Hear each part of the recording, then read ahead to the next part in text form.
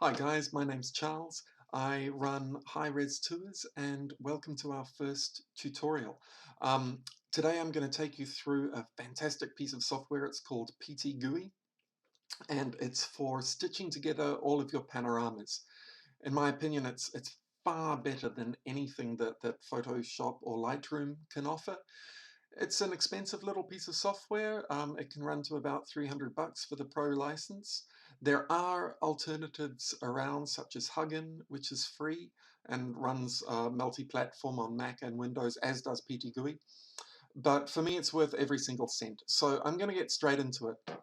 I've got some images here that were shot by one of our students out in Whatipu Beach a couple of weekends ago. So these were shot by Shagen. This was his first night ever shooting sort of Milky Way photography, and I enjoyed this image so much I asked him if I could make it into a tutorial, which fortunately he's let us do. I'm going to include some links um, in this video to Shagen's account so you guys can check out some of the other photography that he's been doing since then. It's only getting better and better. Um, so these photos are of a place called Ninepin Rock. We've got a lighthouse down here, and we've got the western arm of the Milky Way kind of soaring up into space. And over on the right, well, that's actually me with another one of the students. We've got the small Magellanic Cloud in a couple of the shots, and there we go, there's the large Magellanic Cloud coming in as well. And up towards the top of the arm, we've got the Carina Nebula up here in a nice sort of flash of pink, which is really exciting. So these photos were shot on a Canon 7D Mark II, lovely, capable camera. We had a really nice lens on it. It's a Sigma 14mm 1.8 art lens, which lets us bring in a lot of light and cover a really large area. But we ran into some problems. This sand that you can see here, on the west coast of New Zealand, you've got this black sand. It's full of iron. It's magnetic. It sticks to anything. Don't get your laptops close to it. Don't get anything magnetic close to it. You'll just never clean the things. But it's really hard to expose for. I wanted some detail in the sand. So Shagen and I worked together. We were bumping up the ISO to a really high number. So we're shooting at 10,000 ISO here for 15 seconds. We couldn't open it for any longer because the stars would start to trail. But it does mean that we had to have the aperture right down at 1.8, otherwise everything would just be dark. And you can see there's a lot of chroma. These stars are getting stretched out. You can see how they're starting to kind of separate into different colors and get into weird shapes in the corner of the image. If we go into the center, everything's starting to look okay. So there are bits of these images we want to use and bits of these images we don't want to use. And when we're doing the panorama, I want to choose. Photoshop and Lightroom by themselves are not going to let me do that. And that's where we use ptGUI. So I've already processed these to a kind of color and brightness that I like. That's a very personal thing. I won't go through with you exactly how I did that. There's tons and tons of tutorials on how to process your files in Lightroom.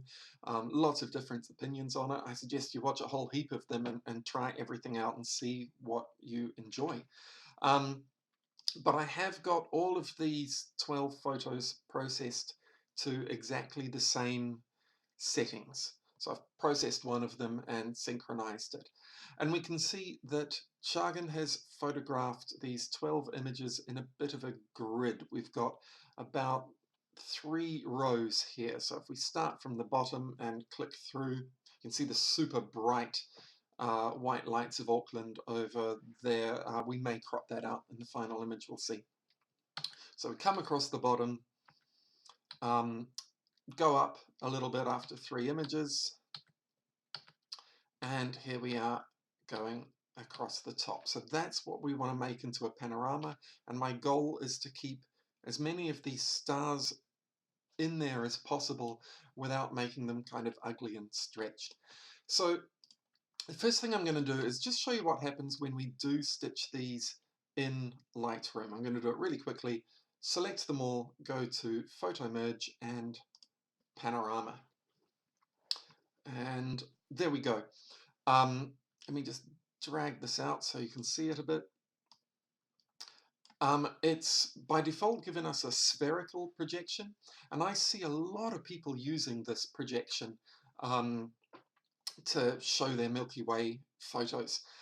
What tends to happen is you get this compression along the top here that to me is pretty ugly. You can see how stretched these stars are getting, and my Carina Nebula, that beautiful splodge of pink, has, well, it's unusable. I'm going to have to crop that out or cut it. There's kind of not much I can do in here. I also can't zoom in at the moment until I've actually made the panorama to check whether there's any stitching issues where, you know, going through the sea, or maybe it's chosen different bits of skies. I have to wait until it's stitched the whole image to do that. Let's look at some other projections, see if they're better. Cylindrical, give it a second. Whoa, okay, well, I knew that would happen. It's just messed up the top of the image. You know, massive amounts of this are completely unusable. Not much I can do here. And perspective, that's it, it can't even do it. So we've got two options. Neither of them are any good. I'm not going to use any of those. So let's go into ptGUI and see if it does it any better. So I've got all of these images selected. I'm just going to right click them, export, and send them to a folder somewhere on my hard drive. I'm going to put them out as TIFF files in 16-bit. That's going to retain the most information and the most color that's possible in this.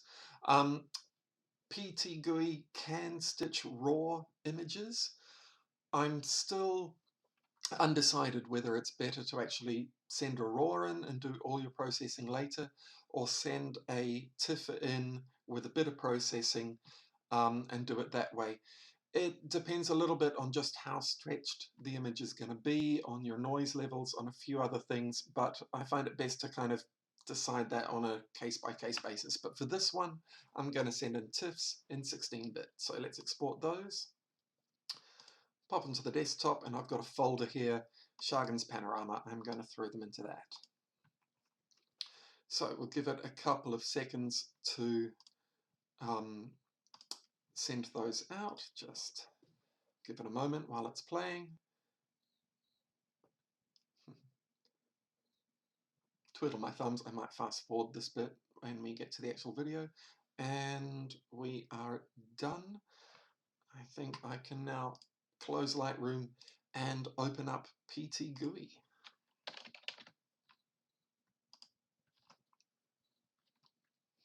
Okay, so this program, it can look confusing. There's a lot of options here. Lots of buttons. It can be a little bit intimidating, especially if you've just been in Lightroom and you've had, you know, 3 buttons to choose from. But the program itself is pretty straightforward, and there've been a lot of improvements to it lately. It's getting more and more user-friendly. The only thing I don't enjoy is that it opens up a lot of separate windows. I would like it to be kind of in one large window that, you know, just so I can keep tabs of everything. The basic thing that you're going to do, if you're ever lost, come into this project assistant with a little home icon in there and follow the numbers 1, 2, and 3. It's going to prompt you through everything. It's not going to let you do anything else until you've done that. So let's load the images. So I'm on my desktop. Let's go into Shagen's Panorama. I'm just going to select all of these and click on Open. Now, it's not quite sure what the lens was. It just wants me to confirm that that was 14mm and a regular lens, not a fisheye, which is just fine. So let's click OK. You can see number 2 here has changed color. So I'm going to click on Align Images, and it's going to stitch this panorama for me and open up a new window. Here we go, with lots of options. let me just drag these two windows so we can see both of them. And actually for this, I'm gonna make this image large, this window large, sorry. So you may look at that and just go, wow, well, I mean, that's so warped. To look at the horizon, it's all over the place. I can see a little bit of a bump on the horizon here. There's stitching areas. It's just weird. It's not so much better. But the big thing I can do with this that I can't do in the other programs is move it around.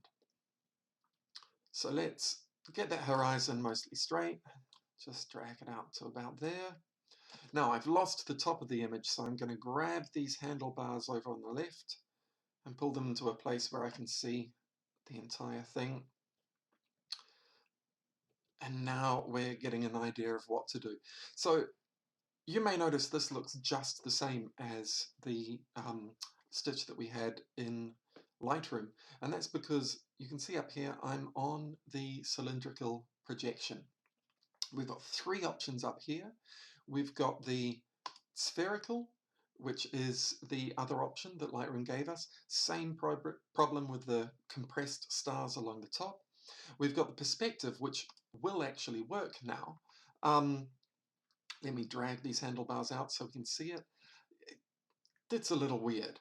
And you can see that it's, as we go to the sides of the image, it's really, really, really stretching it. So if we grab this little arrow here, let me just show you. I can actually see exactly how much every image is being compressed or stretched. These smaller squares are using, are compressing the image. These larger squares are really stretching it out. So this one isn't working for me either. Fortunately, I've got a lot more choices. If I click on this down arrow, we've got all of these. Some of them get pretty wacky. These transverse ones tend to keep the Milky Way straight at the expense of really warping the horizon. Can be very useful in some cases, especially if you're going to crop something like this. I can see that I can get a really nice square image with a dead straight Milky Way. It's going to keep that nebula in there. Nothing's been stretched, nothing's out of proportion.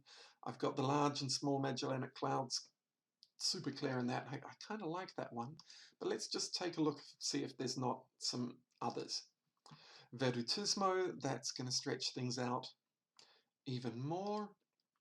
And you can just cycle through these, decide what you like. I had a look before. Full frame fisheye seemed to do a pretty nice job of this entire image. Check that out. So I'm going to lose a little bit of the top when I crop it, but I'm not going to lose that nebula. I get a lot of the left-hand side of the image, which is great. I get a nice large rectangular image instead of a square one, which is something that I want. Basically, there's a lot that I can do here. So I think that's the projection that I'm going to go for. Pretty happy with that. I'm just going to right-click and just rotate this a little bit more just to get that horizon dead straight. That's looking good. And now I want to see, well, how is this actually stitched it together? And has it used those bits of the images that I didn't want to use? I can zoom in and take a look. Let's drag this magnifying glass out here. This is looking pretty nice so far. Actually, everything's looking great there at the moment. Let me take a look down here. I remember, yeah, so I've got some problems in spots like this. I think I can fix that. So let's see how this image has managed to put itself together. I'm going to click over here. This is going to show me how everything is actually stitched, and we can see what this program has done to put all these things together. Now, if I were manually stitching something, there's no way I'd be chopping and changing between photos like this. It seems a little bit weird.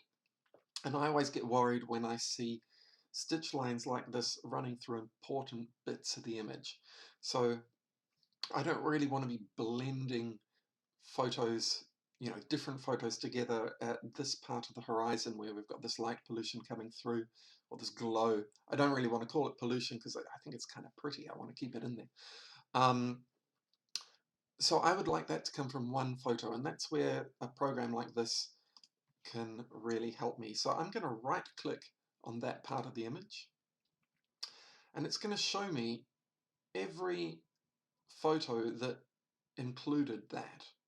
So if I look at image 2 here, I can see that I'm going to click on edit mask here. I can see that right in the middle of image 2 we've got that part of the photo, and I want to force it to use image 2 in this particular place. So I'm just going to click this green button, make my pen a little bit bigger here. You're going to see that's going to change the size of that circle, and I'm just going to paint in green here, and look what happens over the right hand side of the screen. It's changed where it's got that selection from. Same thing for this lighthouse. I would like that to come from the center of a photo where I know it wasn't heavily distorted, where I know it's not getting too warped. It's already picked image 3 for me, but I would like it to include a little bit more of image 3, maybe these rocks down here. So let's click on that, edit mask, and we can just make sure that all of that comes from image 3. We've got these guys down here, that's me in the blue jacket. Let's just take a look. I know that they are in image 3 and image 4. I just want to see, I'm going to brighten up a bit so I can really look at it. If one of them maybe had some more ghosting, if we're moving a little bit more in one than the other. So image 3 around here, it looks like someone stepped in to look at a photo and then stepped back, which is why we've got these sort of two shades going on there. On image 4, well, it's not really much better. I can just decide, do I want my arm down or would I like it up? I'm going to leave it up. So I'm going to make sure that that comes from image 3. Last of all, let's just check this nebula up here. It's coming from image 11. That looks to be maybe the best place for it. So I think that's okay. Let's get a bit more of the Milky Way from that. And same thing, this is a pretty interesting part. Let's make sure that that also comes only from one area. So we can see now that, I've forced ptGUI to use fewer bits of, especially in the sky part of the stitching here. We can probably do without this little bit there. Let's just go to image 9. Where was that? That's over here. Let's force that in, and same thing over here. I don't want this chopped up into pieces, so let's find something that's in the middle. Image 6 is good. So let's take all of that from image 6.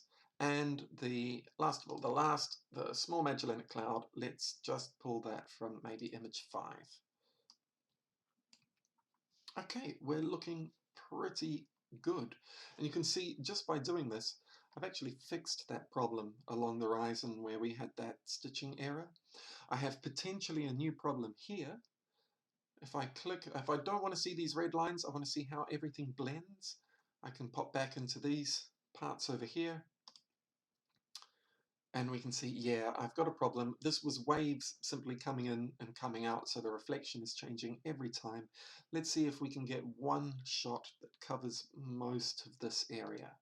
So right click. Well, it's a toss-up. Image 2 has a better reflection. If we look down here, image 3 covers more space. Let's just see if we can extend image 2 along a bit. That's looking pretty good. And I'm just gonna use this white one to erase a little bit of that green so that image 3 can come in and grab some of the sand there. Let's take image 3. If I go over here with my mouse, I can actually see where it's working on the other side. So I'm going to actually paint in red here and force it to take some of this from another photo. Let's see what we've got. Is that going to work? Sometimes here you just eventually have to go back into Photoshop, but I think we're doing okay. Let's just check this area. It's a little bit of a funny stitch in there, but not really. That does just kind of look like the waves coming in and out. So yeah, I'm happy with that. Okay, finally, we just want to make sure that none of these sort of corners are being used. They could give us a lot of sort of problems later on. So I'm going to paint over the corners that are just too stretched out with the distortion of the lens. I don't want that in there. It's mostly the right-hand side. This left-hand side seems to have been either immune from that, or it's just the fact that there's so much light pollution on the left-hand side it's not so obvious. But let's get rid of some of these things, just make sure they're not in there.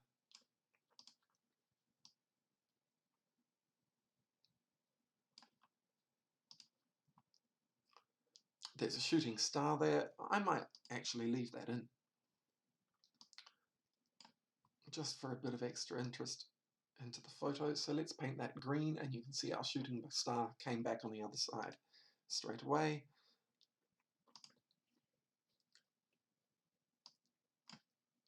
Getting rid of these stretch stars. Now there is a point where we get up to the top of the image here where we're just going to have to leave some of them in. But we can see from where my cursor is whether that's going to be happening or not. Let's take a look over here. Oops. Get rid of those.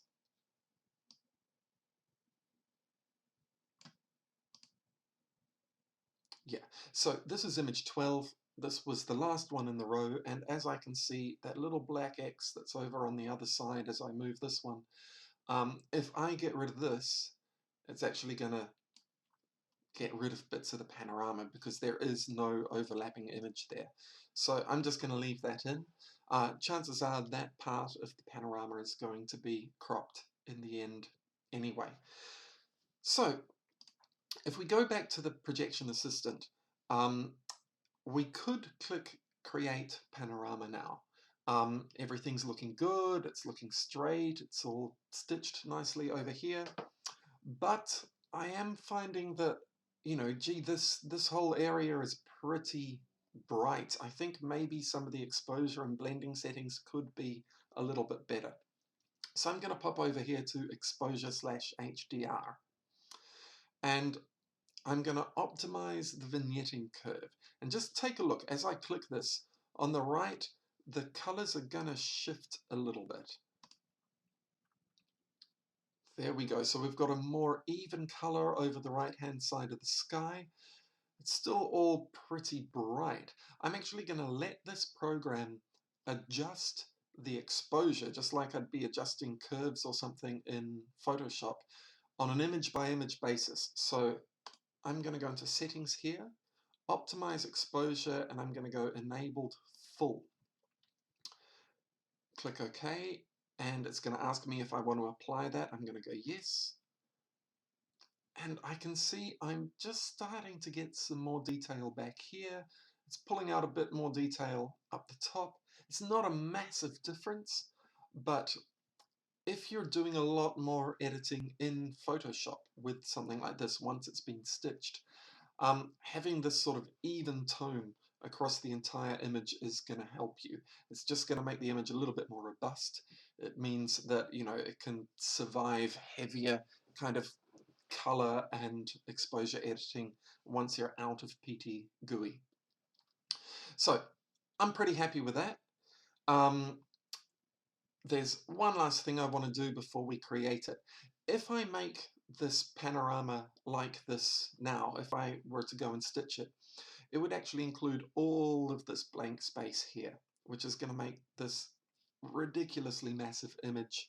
It's just going to take up a lot of unnecessary disk space, it's going to make it slow to open up in Photoshop. If I go to the edges of the image here, you can see my arrow changes, and I can drag these lines out.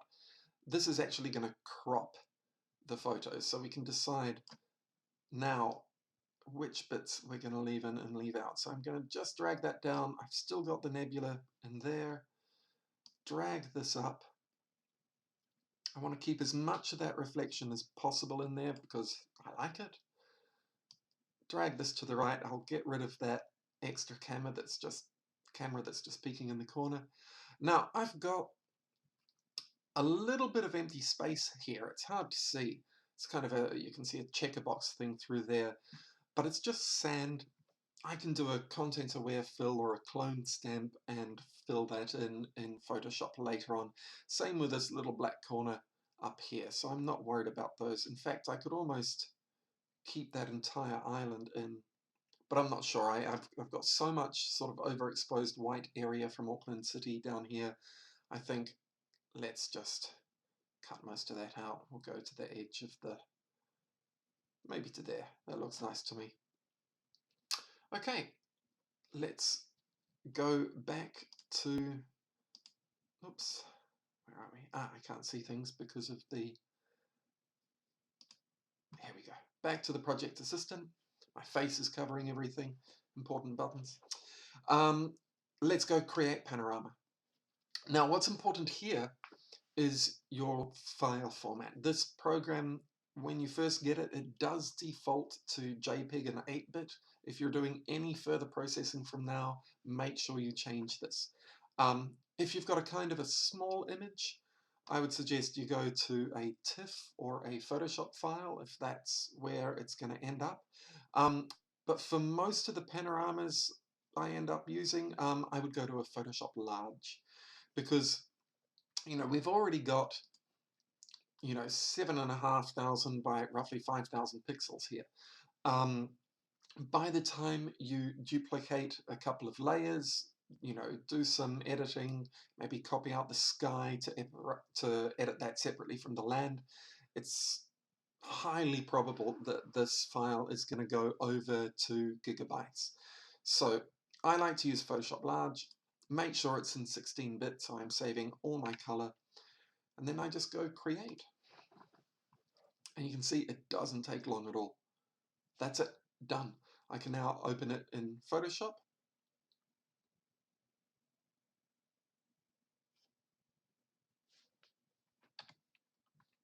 So that's the final image.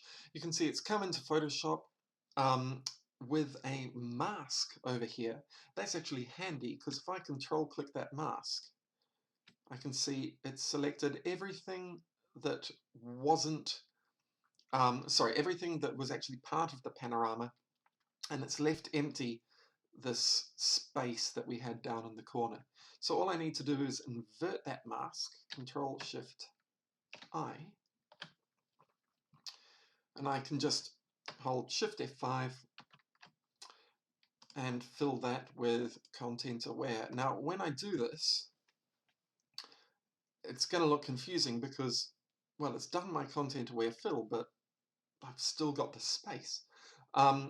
What's happening is the mask that it created is actually hiding the adjustment that we made. So I'm going to delete this mask, and there we go. We've extended our sand through there.